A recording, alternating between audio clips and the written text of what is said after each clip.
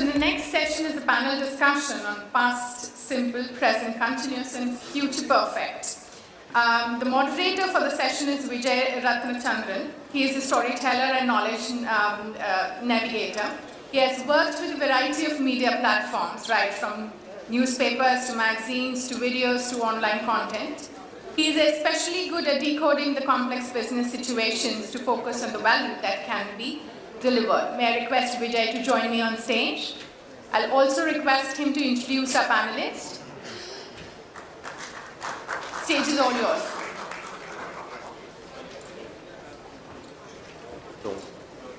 Thanks. Thank you. Good morning. Before I ask my fellow panelists to join me on stage, I just want to reflect over the two sessions that we've seen and what we're going to try and attempt to do in the panel. I think both Amit's session and Frank's session, well, I'll say very honestly and candidly, filled me with a lot of giddy excitement as to what's really going to follow. The panel is going to look upon what can enterprises do to actually get on that fast track to modernization. Now, a little around 30 years back, when I entered the workforce, everything that the enterprise, that the organization represented was far superior to what I could have done as an individual, from the choices of transportation to the hotels I stayed in to even the compute resources that the organization put at my disposal. That paradigm shifted some years ago. Everything that you do in the consumer space, personal technology, our experiences are often far superior to what IT departments and enterprises can provide, right? Patience levels, the threshold is extremely low. The bar for quality and cooler experiences is high. So all of that has changed. So how do organizations really transform? How do they go from taking the basis of legacy and moving it into a roadmap for the future? How do they move from silos to standardized platforms? How do they provide those single, consistent experiences? That's what I'd like to discuss. Big round of applause for our panelists, Amit Zaveri from Google Cloud, Manish Mittal from HDFC Bank, and Vinay Prabhakar from Deloitte.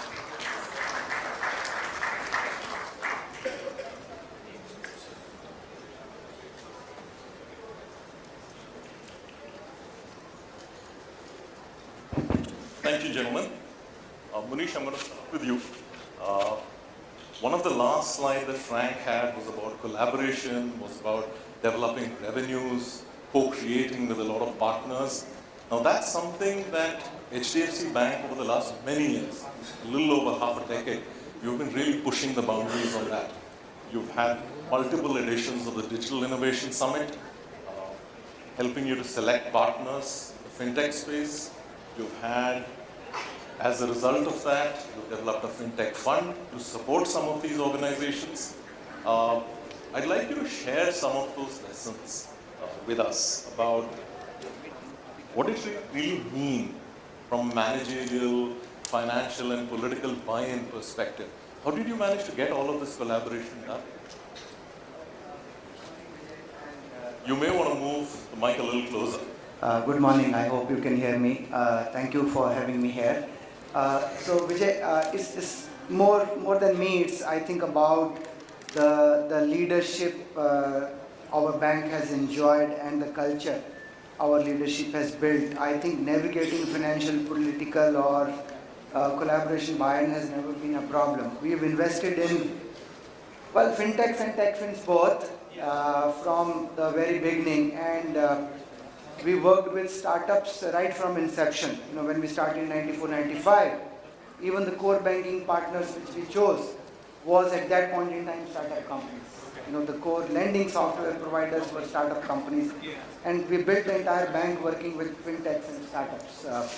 So it has, in terms of lessons and learnings, I think, coming straight to the point, it has helped us in multiple ways. You know, I hear people talk about a product approach today. I think 25 years back, and we continue to. So we embarked on this product approach. Working with startups help us customize and build a product over a period of time, over its life cycle. We are able to create a product what we want to sell in the market, create variations of the product, because the entire software development happens in a co-creation manner with the startup. They essentially have an idea or a prototype which develops into a product over a period of a decade, 2 decades, and so on.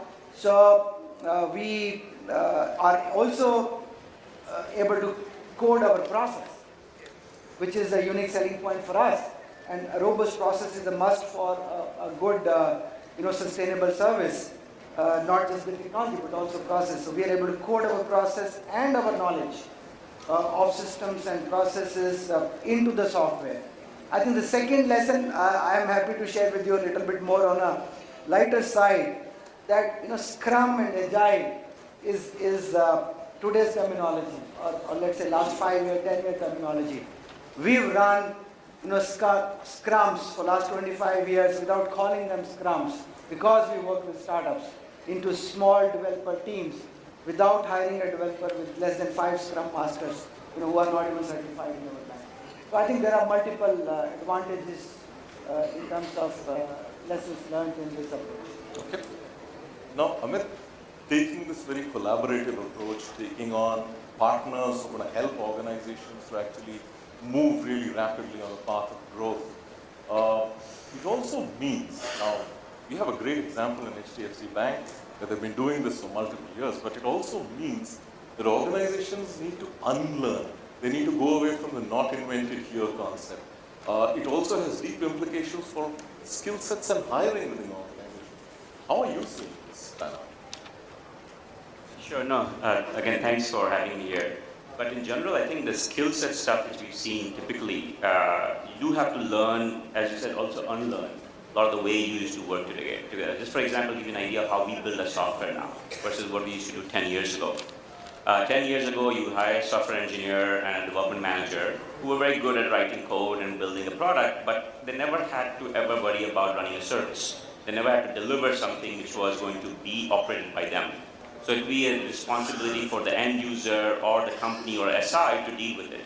Now the people we hire typically are people who have operational experience, people who know how to deliver service, SLA, have an understanding of what it takes to run 24/7 global and do an update on a regular basis.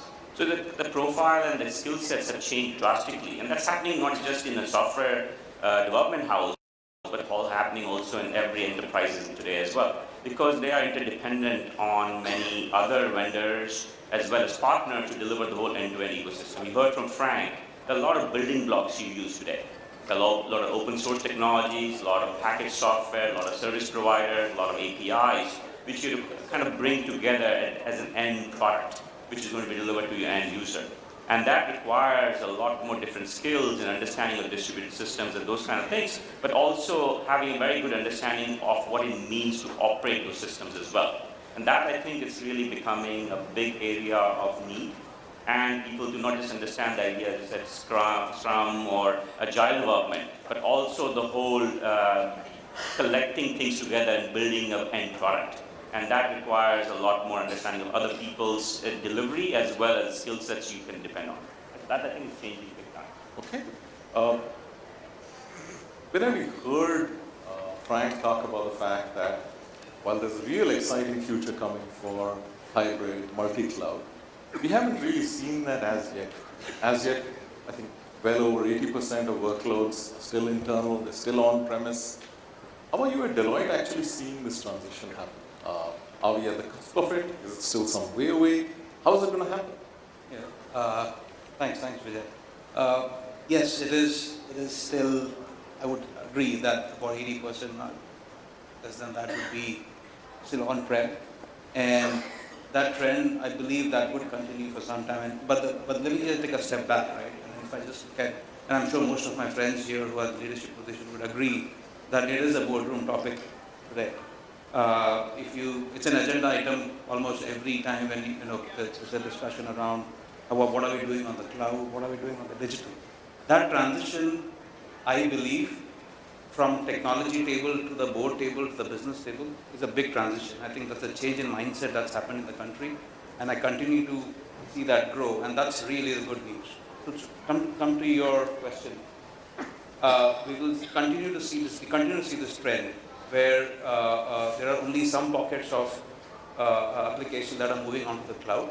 So to answer your question, do we need to move onto the cloud? Absolutely yes. But the question that we need to ask is how much and how soon, right? And that's where most of the companies are grappling about. And it's all about, and being a consultant, I would say that it's all about ROI on which of the applications are eligible for moving to cloud and which one would you. So that's where I say I'm going to come back and explore that in a while. One of the things I wanted to ask you, not that, one of the favorite things you can hit a bank with, that you guys are traditionally risk averse. That's not really true about you. You do take risks. But you also have, you were referring to your core banking and your core lending. You have decades of legacy. That's not just systems, that's not just processes, that's also people, that's also data. How are you looking to really take that legacy, extract the value, and really move forward? And if you could give a little more detailing as to that product approach that you're taking. Technology is legacy when you're thinking about it. Forget, POC, pilot, prototype, commercializing, pushing it out, deploying it. Technology is legacy when we think. Amit put up some slides saying mobile devices are legacy already, right? The cars will talk, and that's edge. We'll have the AI and computing happening. So this is a battle we can't win. There is zero doubt in the fact that legacy is a very big challenge, especially when you have to support a scale of 2 billion transactions a month, and 95% of them called modern digital transactions, untouched by hand. So, it's not an easy answer, so I'll give you a few tidbits of what we have done over the last 25 years, and I'm sure that almost every successful organization does many such small things to tackle the legacy issue, to tackle the access to data, and therefore use it for business advantage. So a few very quick things. We put a data warehouse. We talk about analytics, AI, ML today. In 2001, we started the bank, mind you, in 1995.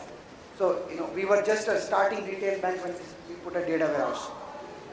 We didn't have a decade before we implemented a CRM system. We put the CRM data into something called a F4 hotkey inside our core banking. So all our personal bankers, RMs, tellers had an access to customers' offers and eligibility on a hotkey in the core banking system. We laid down the foundation of our service-oriented architecture in 2010-11.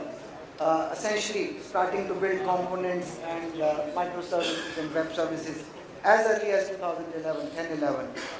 We created a digital application platform in 2013, and this is the fourth generation of a digital application platform, which we now extended to Government of India financial inclusion initiatives like Common Service Center, along with Niti Aayog and Department of Financial Services. There are more than 1 lakh village level entrepreneurs, VLEs what we call them, who are using the APIs from this digital application platform and creating current accounts, savings accounts for the rural population in the country. I can carry on and carry on. I think to cut the long story short on how we are creating access to data and using this data, people talk about open banking. It's different in Europe, different in UK, but I think our approach is more like a UK approach where access to data is all that matters, whether within enterprise or outside enterprise. And we got almost 1,000 of such web services, microservices, APIs published on our so-called middleware or enterprise service bus. And I'm dealing with the challenge of not how to offer APIs or web services to external and internal partners and systems of consumption, but how to prevent usage, how to prevent abusive usage of these APIs. So I think it's an evolution process. We just have to keep evolving. Now I know he has some extremely clear thoughts about things that go outside the perimeter and what stays in. Again, dive back to the point you were making about where the ROIs lie. So how do you really guide clients when they try to make that choice of what stays within and what goes out, A, and B, how do they really make an apples to apples? Is an apples to apples comparison even possible between what stays in and what goes out? Yeah, so being a consultant, right, we need to have a framework for all of these parameters, and these framework obviously have certain parameters. The way I look at it, in the simple terms would be, I categorize them into, I would say, 2 or 3 buckets. For any new app that you want to develop, it's a no-brainer. You should develop in cloud. Right? And of course, there are some parameters like restrictions in terms of jurisdiction, etc. But barring that, there is no reason why you can't build it on a cloud environment, or at least a new app. Now, there are apps which are on the verge of retiring, almost on the verge of, you're thinking of an upgrade. And I would say that, you would typically look at them and see, can I refactor them before I completely retire and make them cloud ready? And so that when they actually go and, when I'm ready to retire them, I can then transition, they make a choice whether to actually build this new one in a cloud app or a digital way of developing it, or should I, just refactor it and move that to cloud. And the third, of course, there are applications that are running very well. There's no reason why you need to, and if they're sitting in your data center, unless you're out of space, why would you want to move it? Unless there's a huge business case. We have seen cases, and I'm sure Manish would agree, seen cases with a few of our clients where move to cloud and then later on the ROI is not necessarily there, the cost benefit. So I guess there are some apps that will remain in on-prem, can remain in on-prem. I don't need to necessarily move them to cloud. Okay. Now, since we are talking of cloud, I couldn't help but notice whether it's Kubernetes or Istio, there's a very strong open source flavor that we're getting coming out of Google Cloud, platforms like Anthos. Why is it? Why is it that at a point where there was talk of open source kind of had dwindled, you guys seem to have picked it up, you seem to believe a lot in it. Why is that? I think what we believe in is giving choice. That's really becoming the kind of main thinking point behind all these things. And what open source gives, as well as open technology gives, is customers a lot of choices and partners a lot of choices. So our investment is all about trying to make sure that if you want to develop something or you want to kind of modernize something, you have a choice, and you might change your mind in the future in terms of how you want to deploy it. So technology like Kubernetes, for example, and the technology we're doing, building like Anthos, gives you the ability to kind of deploy wherever you choose to, and you can change your mind without the penalty having to rewrite it. And that's really why a lot of this technology is starting to become much more pervasive and interesting to a lot of our customers, because they don't want to be locked in. More and more they think about it like in the future, if you want to change how or where you want to deploy in a different cloud if you choose to, or run it on hybrid or run it in on-prem, you want technologies which can support that mindset. And that's why I think the open source technologies which we are developing or investing in allows customers to have that. And everybody's moving at a very different pace.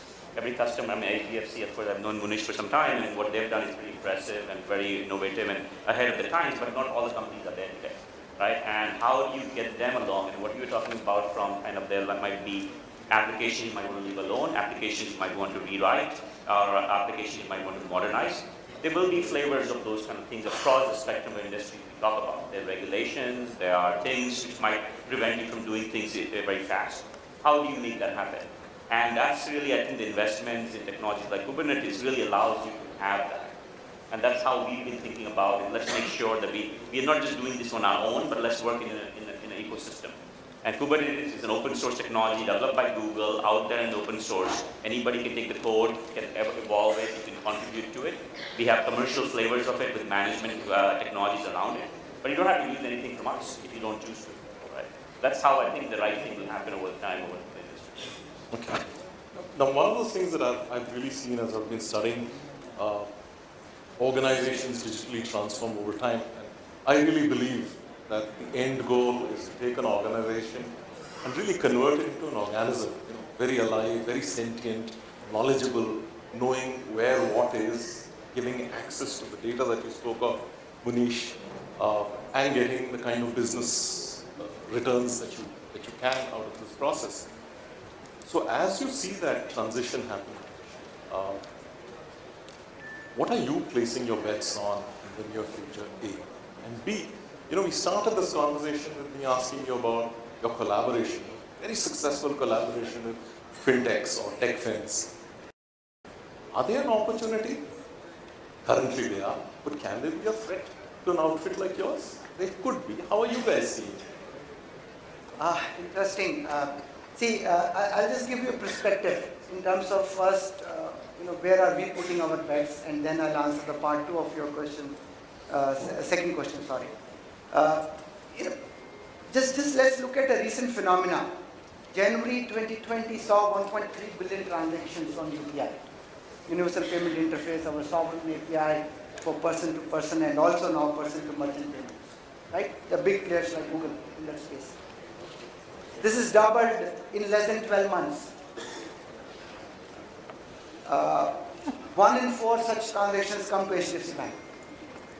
Whether they originate at Google Pay or in the future some other pay, Uber Money, WhatsApp Pay, Phone Pay, doesn't matter, right? My own PSP app. 35% of these transactions are less than $1 value. They hit core banking with 2,000 TPS. In my bank, I'm sure in State Bank they must be hitting 10,000 TPS, right? A total enterprise core banking hit in my bank is 10,000 TPS. Yeah? This is unsustainable. This is unsustainable for the banking system. 1.3 billion UPI transactions will become 2.6 in probably less than 12 months. So first of the point, that where are we putting our bets? My personal view, this is my personal view, I think wallet is an idea whose time has finally come. This transaction of less than $1 US value or a particular threshold has to move out to a prepaid instrument. Can't hit core banking and collapse. This is not sustainable for the country, for the banking system. Right? You can't just keep scaling cloud or no cloud. Part 2 is that we're putting our bets on the cloud technology big time. We have very successfully deployed Kubernetes clusters running Docker containers on as much of open source Kubernetes as possible, partnering with our technology partners. Some of them are here in this room and with me on the panel. And we have tested elasticity of shrink in and scale out as the demand fluctuates from seasonality perspective.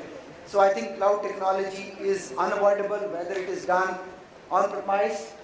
So we are decomposing, deconstructing our core. I see finally a distributed ledger running inside a data center in less than 5 years. Because there are other challenges which are related to reconciliation. When we're talking about persistence of data, when we're talking about a debit happening, a credit risk on a transaction which is not consummated, and so on. So the second question you asked is that is fintechs an opportunity or a threat, or what's the partnership? Google wants to be a bank, it is known, it's publicly known. They want to compete with us, but we are cooperating, collaborating, co-creating with them. So, as I said, 1 in 4 Google Pay transactions come to HDFC Bank. So there's a huge opportunity. They have the intelligence, they have AI, they have search, they have business models which work on data. So we are offering our 10-second loan inside Google Pay. So there is an opportunity to collaborate, a huge opportunity. It's a win-win for both. Amazon wants to do convenience loan, a consumer durable loan using their own fintechs and NBFCs at the time of checkout, pay later. We are offering pay later using our debit EMI or a credit EMI inside Amazon on the checkout page or on Flipkart or with any of the commerce partners. So I think the balance will continue to swing between an opportunity and a threat with all the platform players, all small, large, big fintechs. Our mantra is very simple. If you are working with a fintech, As long as you stay less than 90-day DPD, you're our partner. The moment you cross 90-day DPD, you buy the portfolio. Fair enough. Now, you're a consultant. Answer me this. Standardized platforms, which are what typically lies outside perimeters, sphere of the public cloud, like any technology, like any strategy, it offers a window of opportunity, right, to whichever organization uses that. Now, in a competitive landscape, where you have rivals, as Manish has just informed us, it's a crowded place, using the same platform, the same standardized platform. How do you do that and yet create enough of a competitive differentiation that you still have some bit of an edge? Yeah, great question. The way I look at it is, yes, there is a huge amount of opportunity. Anytime there is a disruption in technology or we are looking to re-innovate, there is a huge amount of opportunity. The way I look at it is, if as a consumer I expect literally everything frictionless, there's no reason why when I wear a corporate hat, I expect that the same transaction to take place. I can wait for. It is okay to wait for 24 hours before something can happen. There's no reason why I should do that. The expectation should not be any different. So what this tells us is most of the companies, if they want to achieve that agility, they have to simplify their processes. Now, that is the biggest window of opportunity for any business to actually simplify the way they do the business. So, when I go and talk to some of my clients, gone are the days where they say that our business is very complex. I need all of these humongous applications. There's no reason why we need to do that. In fact, most of them are right now saying simplify it as much as possible, and when they do standardize their processes, the agility increases, and that's the big innovative window of opportunity I believe we have to simplify the way we do our business, to make it as agile as possible, just to make sure that we have information coming at the fingertips at the time when we want it. And that is the biggest disruption, I believe. Okay. Amit, final question to you. I think one of the things we've explored through the panel is how the new digital ecosystem is collaborative, it's highly competitive, yet it seems to be the only way that seems to make sense at this stage. I know you went over the technology landscape as Google sees it change over the next decade. What do you think that means for enterprises? Are they going to be adopting these technologies? Are they going to be buying them out? Are they going to be renting them? How are they going to be exploring the convergence of consumer tech, enterprise tech moving forward? No, I think it's going to be, when I talked about earlier today, I think the technology for the technology's sake is not going to be very useful, right? I think there are going to be a lot of thinking required in terms of what you adopt and make sure that you make it easy for getting it used across your enterprise, right? So when we talk about AI, there's a huge amount of buzz around AI, but buying an AI product by itself is useless, right? So you want to find a partner or a vendor who kind of thinks about using the latest technologies, but delivers it in a consumable manner. Right? Same thing as we talk about some of these technologies like open source, Kubernetes and everything. It should be used to make your thing more efficient, right? And I think a lot of times we get lost in that thing. Everybody gets very excited about blockchain or IoT or all these buzzwords. But if there's no real value in a solution, it's not really much more of use. That's what I think is an important thing to look over the next few years, is to look for vendors, one, that they are open, so that you are not really kind of tied to something which will be very hard to unravel yourself, because it's very expensive. Legacy systems, we talk about how difficult it is when it's closed systems to really get out of it. And you don't want to make the same mistake now when you move to cloud or hybrid or whatever may be the way you want to adopt technologies. And then you want to find a vendor who, again, or vendors who are kind of innovative and taking a lot of the latest kind of ecosystem-driven approach, right? Things which are delivered as a broader platform and not just very closed systems, and is delivered into the solutions. That, I think, is a big thing to watch out for enterprises, because enterprises, the budgets, as you know, are getting shrunk. A lot of line of business owns a lot of the stuff. And how do you make them productive without having to really have IT in every middle of everything? Perfect. So invest in systems that are open, that promote agility, that help you to collaborate with a healthy dose of competition. Thank you so much, gentlemen. Thank you for sharing your thoughts. We're unfortunately out of time. I would have loved to have opened this out to the audience, but thank you so much for your perspectives. Thank you.